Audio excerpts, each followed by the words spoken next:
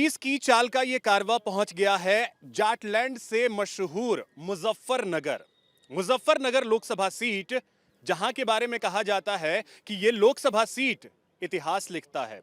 2024 में क्या इतिहास लिखने के लिए मुजफ्फरनगर तैयार है? बातचीत करेंगे। देखिए, हमारे साथ नेता भी हैं, लोग भी हैं, उनसे बात करेंगे और शुरुआत करेंगे बीजेपी से। सर, ये सीट आपके पास है, इस बार क्या लग रहा है? जीतेंगे 100%। मोदी जी के 10 साल का जो कार्यकाल है उसके नाम पे, और उत्तर प्रदेश में जब से आदरणीय योगी आदित्यनाथ जी के नेतृत्व में सरकार बनी है, सुरक्षा और महिलाएं, किसान, सबको साथ लेकर देश और प्रदेश दोनों के नेतृत्व में चला है।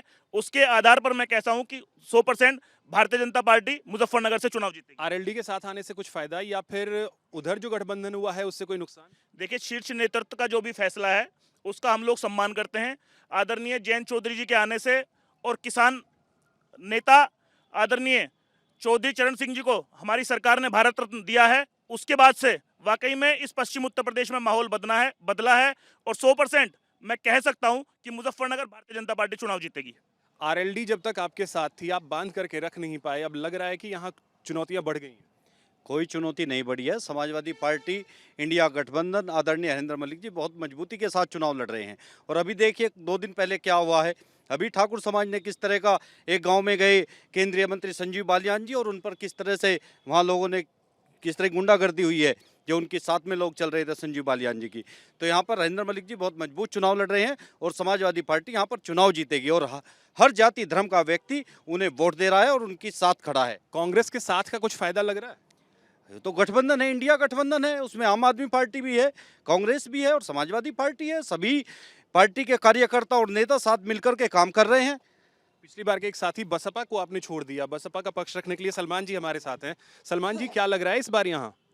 देखिए, जहाँ तक ये मुजफ्फरनगर का रहा माल, जो हालात हैं आप लोग देख ही रहे हैं। जो उत्तर प्रदेश के नहीं, पूरे हिंदुस्तान का इन लोगों ने माहौल ख़राब कर दिया है, चाहे उसमें समाजवादी हो चाहे बीजेपी हो। सब में एक 2 लफ्ज़ में अपनी बात कहना चाहूँगा कि हम न तीर बांटेंगे न तलवार बांटेंगे, मोहब्बत अपना मज़हब है, जहाँ को प्यार बांटेंगे। ये सुन ले गौर से, नफ़रत को बांटने वाले, ये जो नफ़रत बांटेंगे तो हम किरदार बांटेंगे। देखिए, नफरत बांटने का आरोप लगा रहे हैं। देखिए, कोई भी किसी पे आरोप लगा सकता है, पर 2014 के बाद से और उत्तर प्रदेश में 2017 के बाद से पूरे भारतवर्ष में और पूरे उत्तर प्रदेश के अंदर एक भी दंगा नहीं हुआ है। ये मेरी सरकार आदरणीय भारतीय जनता पार्टी की देन है। समाजवादी पार्टी तो एक गुलदस्ता है जिसमें हर किस्म का फूल लगा है, जिसमें हर जाति धर्म के लोग जुड़े हुए हैं। तो समाजवादी पार्टी सबको साथ लेके चलती है। हमारे तो नेता आदरणीय अखिलेश यादव जी का नारा है, सबको साथ लेके चलेंगे। आरएलडी को ही तो छोड़ दिया, जो यहाँ सबसे मजबूत मानी जाती है। देखिए, 2012 में समाजवादी पार्टी ने पूर्ण बहुमत की सरकार बनाई थी। क्या जब आरएलडी से हमारा गठबंधन था? समाजवादी पार्टी पूरी तरह से मजबूत है और इंडिया गठबंधन मजबूती के साथ। मुझे 17 में तो फिर कांग्रेस के साथ आए, जब पूर्ण बहुमत की सरकार थी 17 में, फिर कांग्रेस को साथ लाए थे ना। ये तो सब देखो, राजनीति में राष्ट्रीय अध्यक्ष जी का निर्णय है और गठबंधन चलता रहता है। बीजेपी देखिए, उसे राजभर जी को अब साथ ले लिया है बीजेपी ने गठबंधन में अपने साथ में। तो इस सब दल चलता है ये मामला। देखिए, वरिष्ठ पत्रकार भी हमारे साथ, नीरज जी, क्या कह रहा है इस बार ये जाटलैंड? दरअसल यहाँ का अगर देखते हैं, ये विचित्र भूमि कही जाती है। चाहे 2014 का चुनाव है, 19 का चुनाव है, उससे पहले भी यहाँ एक बड़ी दिलचस्प बात मैं आपको बताऊंगा कि यहाँ 91 से पहले, जिस जाटलैंड की आप बात कर रहे हो, 91 से पहले कोई जाट यहाँ से चुनाव नहीं जीता। पहली बार 1991 में यहाँ से भारतीय जनता पार्टी के सिंबल पर जाट जीती। यहाँ चौधरी साहब चुनाव हारे, बड़े चौधरी साहब, चौधरी चरण सिंह साहब भी चुनाव हारे यहाँ से। और कम्युनिस्ट पार्टी न रहा, जबकि कम्युनिस्ट पार्टी का यहाँ कभी जनाधार नहीं रहा। इस बार भी चुनाव की जो स्थिति है, सभी राजनीतिक दल भी हैं यहाँ, इससे उलट मेरी सोच है।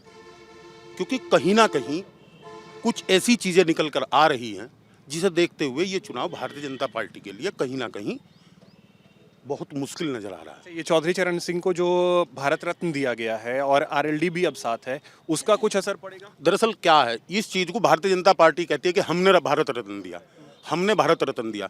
चौधरी चरण सिंह तो खुद भारत रत्न है, किसान रत्न थे। इस चीज़ को कैसे कहा जा सकता है? ये मतलब दुख होता है इस बात का कि पॉलिटिकल पार्टी उस एजेंडे को चुनाव में लेकर आ रही है। मैं इसे अच्छी परंपरा नहीं मानता, क्योंकि हमारे आराध्य हैं चौधरी चरण सिंह, उनको भारत रत्न दिया है, ये अच्छी बात है, लेकिन वो चुनावी मुद्दा नहीं हो सकता, चुनावी स्टंट नहीं हो सकता। नहीं, ये तो वो कह भी नहीं रहे, उनका ये कहना है कि 10 साल यूपी की सरकार रही, उन 10 सालों में उन्होंने ये भारत रत्न देने का काम जो हमारी सरकार ने किया है, 10 साल पहले वो देते तो हम लोग भी शायद आपके मध्य में ये बात ना रखते। आप 10 साल बाद चुनाव में क्यों दे रहे फिर? मैं बताऊंगा आपको, पहले तो बीजेपी के मैं बहुत अच्छी क्वालिटी बताता हूँ, कितने अच्छे अच्छे गुण हैं इनके अंदर। पहले तो माननीय मुख्यमंत्री जी का धन्यवाद, योगी जी का, सच्चे आदमी है, सच्चे आत्मा के हैं, गौ माता की सेवा करते हैं, बहुत अच्छे आदमी है। लेकिन यहाँ के लोकल नेताओं ने उन पे ऐसे आरोप लगवा दिए, भ्रष्टाचार का आरोप लगवा दिए, चाहे फार्म मशीन योजना को ले लो, 2.5 करोड़ का घोटाला, या स्वच्छ भारत मिशन प्रधानमंत्री जी का वो घोटाला। लेकिन यहाँ के बीजेपी के नेता कोई रिकवरी नहीं करवा पाए, ना अधिकारी करवा पाए। तो जो बड़े भाई हमारे विपुल जी कह रहे हैं अभी बीजेपी छोड़ दी थी 4 दिन पहले, हमें दुख हुआ कि बहुत मेहनती थे, फिर दोबारा से इन्हें मना लिया। हम तो ये समझ में आता किसी को भगा दिया है, किसी को मना लिया, इनका सम्मान करना चाहिए। नहीं, एक चीज मैं कहूंगा इसमें नहीं, मेहनत करते हैं एक सेकंड, मुद्दे पे रहिए, हाँ, मुद्दे पे तो पर्सनल बताया। पर्सनल नहीं। वो बड़े भाई हमारे, हमें दुख हुआ इस बात का, जो आठ दिन मेहनत करता है, हमें कष्ट होता है उस बात का। आप सपोज करो मैं किसान हूँ और मैं किसान नहीं छोड़ के व्यापारी नेतागिरी करने लोगों लोग कह के बल्कि दिमाग खराब हो रहा है कि गंडे छोड़ लगता बने या गंडे के लगता मिल में। तो बात यह है कि मैं दूसरी बात बताना चाह रहा हूँ आपको, भारतीय जनता पार्टी की सरकार में, एक सेकंड सर, मुझे 30 सेकंड दे दो, फिर सारी जगह घूम जाइए आप। जनपद मुजफ्फरनगर में एनसीआर क्षेत्र में जनपद लगता है, और यहाँ पन्नी गुजरा दिल्ली का जो पहाड़ जिसके लिए इतने बड़े ट्रक चल रहे, दुनिया भर के करोड़ों रुपए लग गए, वो सारा तो फूकता है यहाँ। ये किसकी सरकार में? बीजेपी सरकार। कोई रोकथाम करने के लिए आम आदमी मर जाएगा तो वोट कैसे डाल पाओगा?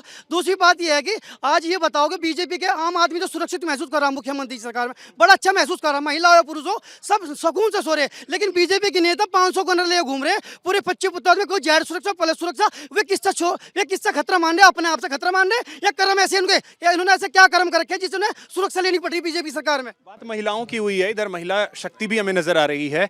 क्या इस बार लग रहा है मुजफ्फरनगर में?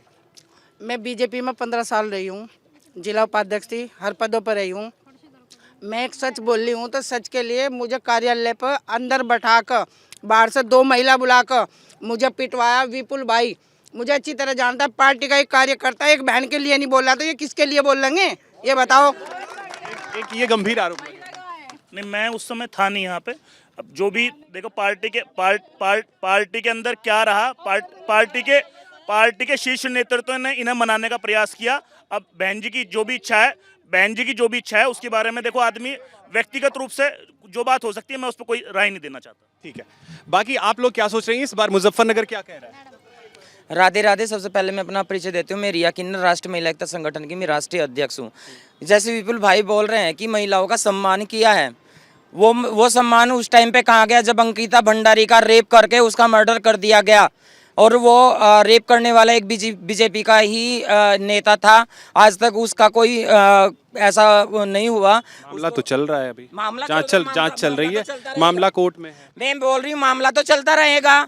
हमारी 200 महिलाओं ने मुजफ्फरनगर डीएम ऑफिस पे, ये उत्तराखंड का मैटर है, मगर हमने यूपी में डीएम साहब को ज्ञापन दिया, उधर नरेंद्र मोदी जी को ज्ञापन दिया, अपने प्रधानमंत्री जी को, सबके नाम हमने इधर से ज्ञापन दिया। देखिए उस खबर को मैंने भी फॉलो किया।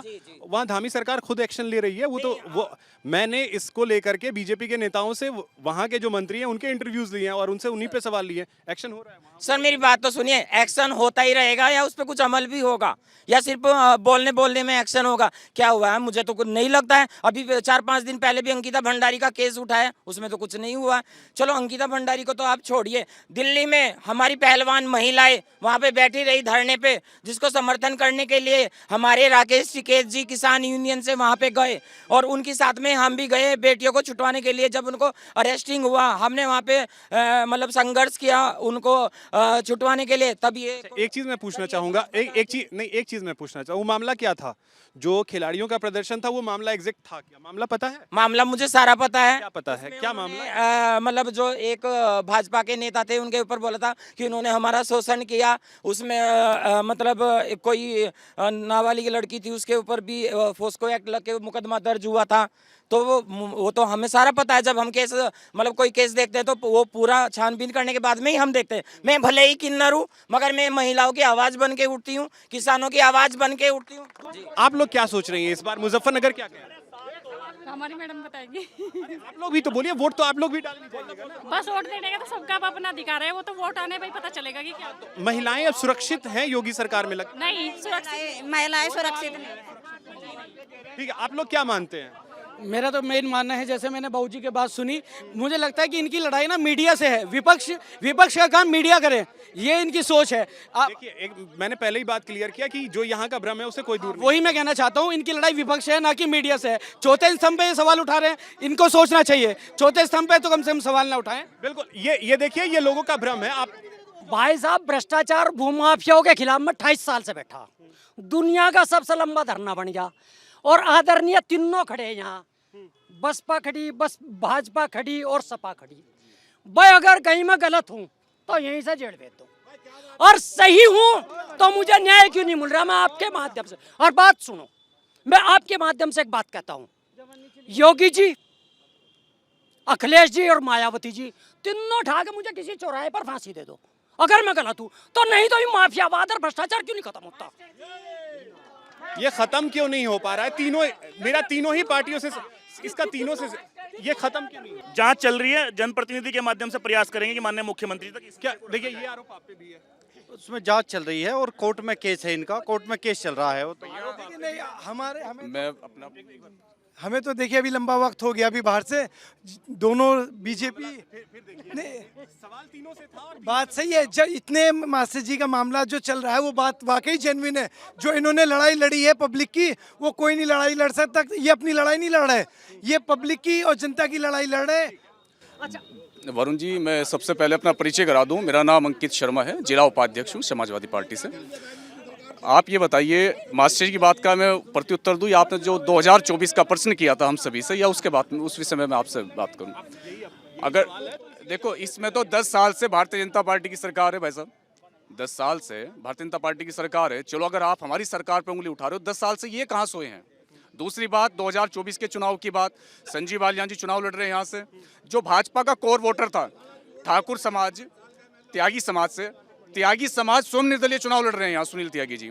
ठाकुर समाज से भी निर्दलीय चुनाव लड़ रही हैं वो। भाई साहब, 24 में सरदना विधानसभा में आप जाइए, माननीय मंत्री जी के साथ में कैसा व्यवहार वहाँ हो रहा है वो आपको बता देगा। चुनाव की तो रूपरेखा जनता बना चुकी है, क्या इसका परिणाम आना है ये तो मैं उनकी बात से कुछ हद तक सहमत हूँ। ये सिर्फ मीडिया की ठीक है, बाकी लोगों से कमेंट। मेरे आदरणीय नुकरे जांच हो रही, जांचों का मेरे सिर पर पुलिंदा धरा, सारी जांच हो चुकी। योगी जी ने करा ली, इन्होंने करा ली, इन्होंने करा ली। ठीक है, अब आप लोग क्या इस बार मुजफ्फरपुर क्या कह रहा है? मुजफ्फरनगर संजीव बालियान कह रहा है माफिया को तो योगी जी ने मिट्टी में मिला दिया, और ये जो कह रहे हैं कि विकास नहीं हुआ। 70 साल में कांग्रेस ने क्या करा, आज 10 साल में देश का नाम पूरे दुनिया में मोदी जी रोशन कर रहे हैं। सर, एक मांग सरकार से हमारी है, जो ओपीएस का मामला पूरे देश में चल रहा है, और जो है इस मुजफ्फरनगर के सभी शिक्षक और कर्मचारियों ने तय किया है कि जो वो ओपीएस की बात करेगा वोट उसको करेगा। ओपीएस का एक अहम मामला है। देखिए, सबसे बड़ी बात, हम सरकारी मुलाजिम, आप ये देखिए कि 33 साल नौकरी करने के बावजूद भी अगर हम पेंशन विहीन कर दिए गए, और मैं केवल एक बात कहना चाहता हूँ, माननीय सभी पार्टी के पदाधिकारी खड़े हैं कि विधायक और मंत्री या राज्यसभा सांसद या लोकसभा सांसद, अगर हम पेंशन बोझ है तो हम ये चाहते हैं ये भी जब तक बोझ है ये भी अपनी पेंशन छोड़ दें। अगर हमारी पेंशन बोझ है, सरकारी कर्मचारी की बोझ है, तो ये भी छोड़ दें, तो हम मान जाएंगे कि ये पेंशन बोझ। अब देखिए, एक ओपीएस को लेकर के बात आई है। ओपीएस, कांग्रेस अभी आपके साथ है, कांग्रेस सरकार ने, गहलोत सरकार ने ओपीएस शुरू किया राजस्थान में, क्या आप लोग उस पर विचार करेंगे अगर सरकार आती है? देखो, राष्ट्रीय अध्यक्ष जी निर्णय लेंगे, उस पर जो भी लेंगे उसमें हमने तो सरकार का होगा, राष्ट्रीय अध्यक्ष सरकार आएगी तो राष्ट्रीय अध्यक्ष जी और निर्णय लेंगे, उसमें हम कुछ ओपीएस के विषय में सोच रहे हैं। वाकई एक संवेदनशील मुद्दा है, और वाकई में सरकार इसके प्रति निरंतर और चिंतनशील भी है। कुछ ना कुछ अच्छा रिजल्ट इसमें मिलेगा। ओपीएस को लेकर के आप लोग भी सोच रहे हैं? देखिए, उसमें सोचें, लेकिन जहाँ तक शिक्षकों का मामला है, उसमें वाकई आज सारे समाज को और सभी पार्टियों को इनके साथ खड़ा होना चाहिए। अगर पेंशन खत्म होती है, वो सभी एमपी एमएलए की, उनकी भी खत्म होनी चाहिए। उसके मुद्दे में हम इनके साथ खड़े हैं। हम सबकी ये मांग है कि तो खत्म कर दिया जाए ओपीएस। बिल्कुल बिल्कुल, मैं सलमान भाई की बात से सहमत हूँ। अच्छा विचार है, होना चाहिए। बाकी और लोग हैं, उनसे भी थोड़ी सी राय लेते हैं। आप लोग क्या कह रहे हैं इस बार मुजफ्फरनगर की जनता कह रही है नरेंद्र मोदी जिंदाबाद, 1-1.5 लाख वोट जीत रहा। और विपुल भाई, हमारे प्यारे भाई, ये जिंगा सत्ता होंगे चले जा पूछा जा रही है। ठीक है, विपुल भाई जी तो बहुत जल्दी पलट जाए, जिला पंचायत चाह रही। और मोदी सरकार का कामकाज कैसा? मोदी सरकार जी का तो फेल हो गया मामला। अब तो नरेंद्र मलिक जिंदाबाद। सरकार वो तो आप सांसद चुन रहे हैं। सरकार तो ठीक ही चल रही है वैसे तो। अच्छा सर, जब सरकार इतनी बढ़िया चल रही, फिर ये गठबंधन क्यों कर रहे? हर पार्टी को ला रहे दंगा करवाया है सपा की सरकार ने और अब तो भूल जाइए सपा आ रही है। समाजवादी पार्टी ने कोई दंगा नहीं करा। समाजवादी पार्टी की सरकार में विकास हुआ है। आज किसान परेशान है, नौजवान परेशान है, जो भर्तियां होती हैं वे पर्चे लीक हो जाते हैं। 700 किसानों की जान गई है दिल्ली में धरना देते हुए। वहां लखीमपुर खीरी में किसानों के ऊपर गाड़ी चढ़ा दी, कितने लोगों की जान चली गई। ये है बीजेपी की सरकार, गुंडागर्दी चल रही है। किसानों की जो पार्टी कही जाती है आरएलडी, तो फिर आपसे छिटकी क्यों? देखिए, ये राजनीति में उतार चढ़ाव चलते रहते हैं। परिस्थितियों के अनुसार कोई किसी को रोक तो नहीं सकता, कोई कहीं भी किसी भी दल में जाके गठबंधन कर सकता है। राजभर ने क्यों छोड़ दी? राजभर जी भी इधर से उधर हो गए हैं, तो ये तो सब चलता रहता है। चीज और आम लोगों से पूछना चाह रहे हैं, पूछना चाह रहा हूँ इस बार क्या जो भाई साहब बता रहे, भाई बता रहे हैं, जो 14 में कवाल कांड हुआ था तब किसकी सरकार थी? समाजवादी की थी या बीजेपी की थी? ये भाई बताते हैं। अब एक चीज आप लोगों से मैं पूछना चाहूंगा भाई साहब, क्या इस बार जो राम मंदिर की प्राण प्रतिष्ठा हुई है उसका भी कोई असर है? हाँ भाई साहब, जरूर पूरा असर है। राम मंदिर बनवाए मोदी जी, राम मंदिर का असर है। आपके उतार चढ़ाव का मैं जवाब देना चाहूंगा।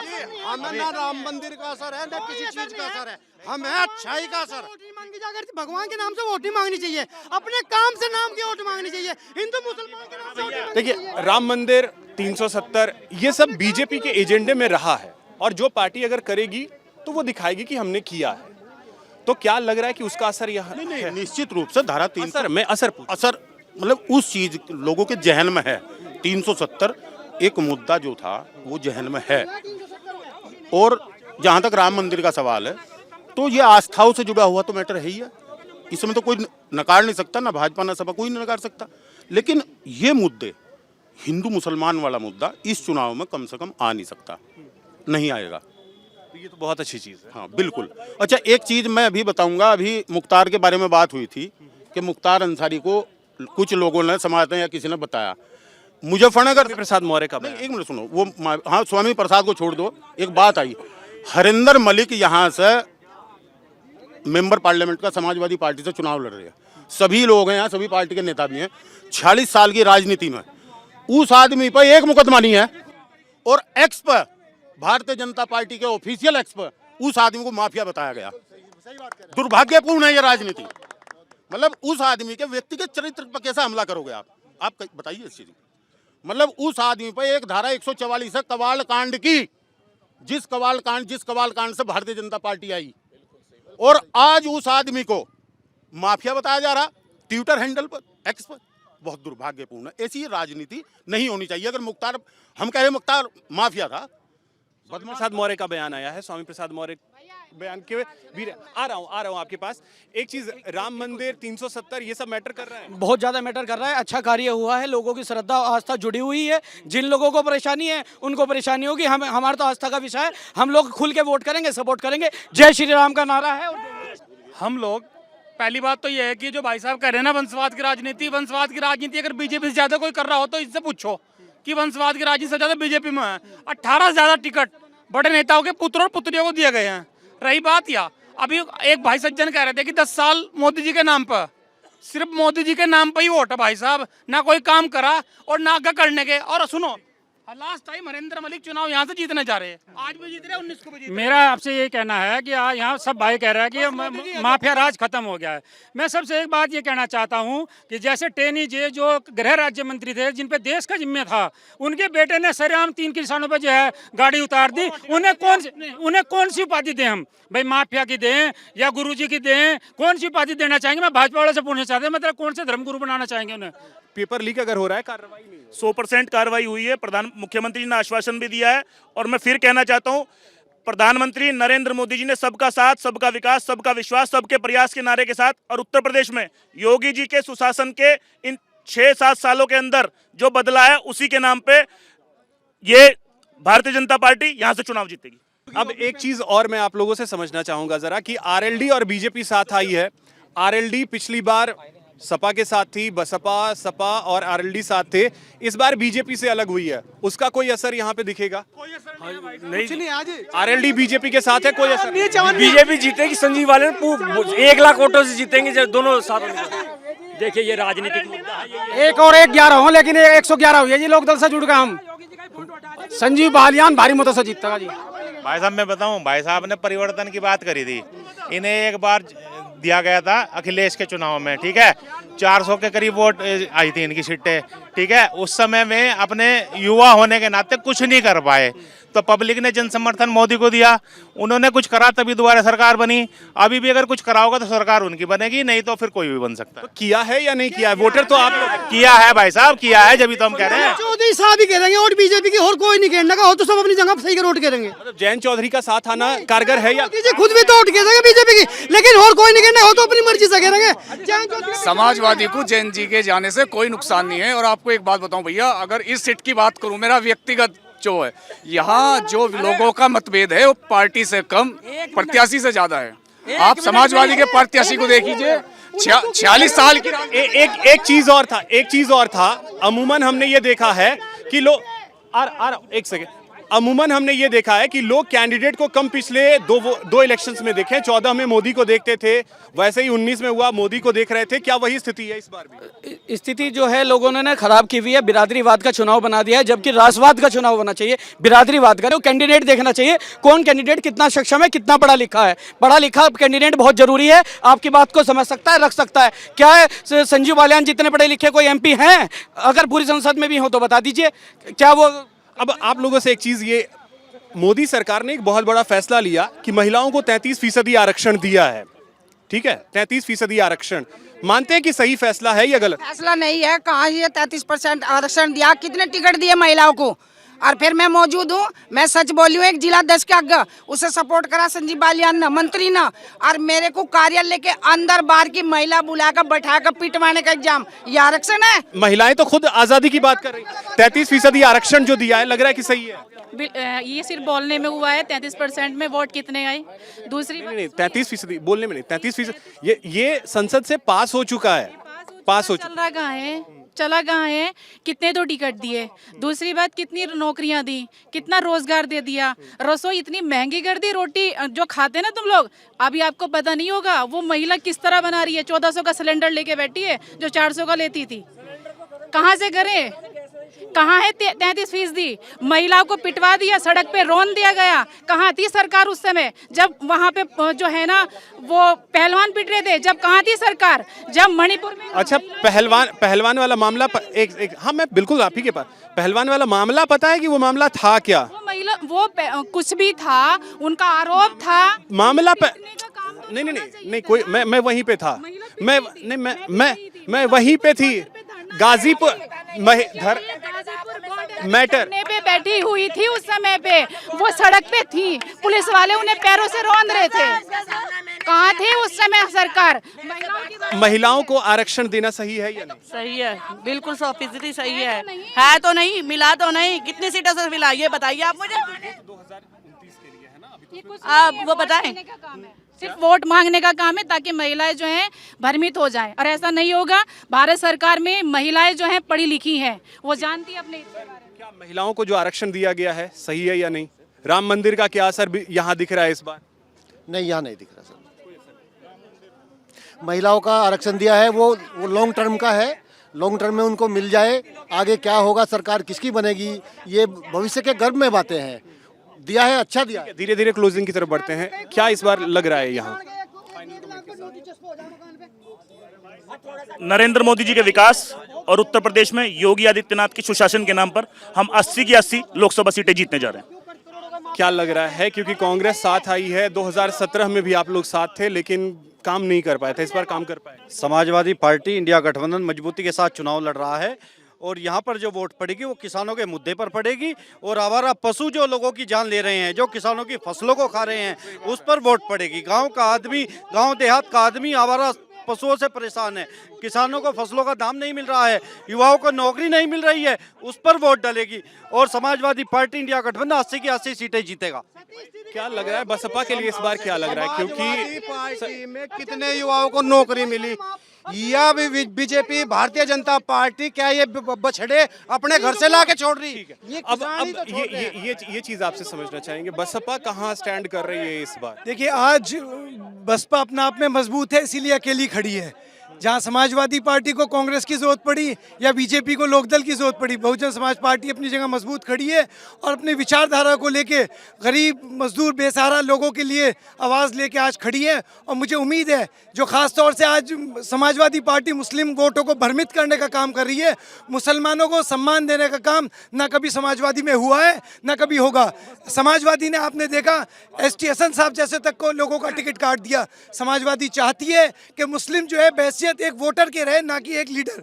समाजवादी से मुसलमानों को हटना पड़ेगा और बहुजन समाज पार्टी की तरफ आना पड़ेगा। ठीक है, दाग जी एक बात मैं भी आपसे मालूम करना चाहता हूँ, आप जो कहते हैं मुसलमानों को भ्रमित कहते हैं समाजवादी ने, बहन जी ने तो मुसलमानों को गद्दार ही बोल दिया कि मुसलमान तो गद्दार है। बहन जी ने कभी गद्दार नहीं बोला। नहीं सलमान भाई नहीं, आप सच्चाई दिल अपने दिल पे कसम देखिए वक्त मुझे इतने की ही इजाजत दे रहा है और यहाँ खुल करके मुजफ्फरनगर के लोगों ने अपनी बात रखी। 19 तारीख को यहाँ मतदान है। न्यूज इंडिया आपसे यही अपील करेगा कि मतदान करने जरूर जाइएगा। फिलहाल इतना ही, नमस्कार।